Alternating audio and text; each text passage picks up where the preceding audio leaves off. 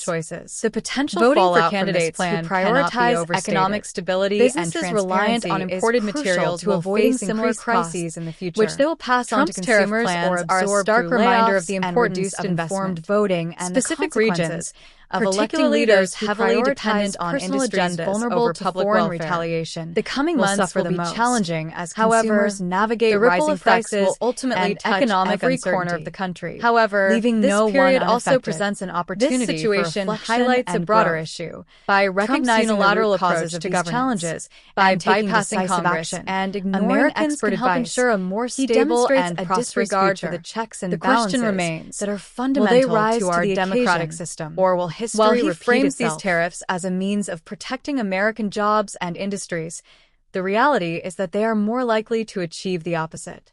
The burden of these policies will fall on the very people Trump claims to support, undermining economic stability and consumer confidence. The American public, regardless of political affiliation, should be deeply concerned about this proposed declaration of a national economic emergency.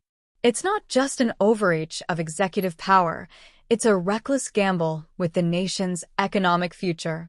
Trump's reported insistence on pursuing this plan reveals a troubling disconnect from the realities of global trade and economics. While he may view this as a strategy to assert dominance and strength, the evidence suggests it is a path to economic self-sabotage. The question now is whether there will be sufficient pushback to halt this plan. Congress, business leaders, and the American public must recognize the stakes and act decisively. Allowing this proposal to proceed without challenge would be a grave mistake, one that could have far-reaching consequences for years to come.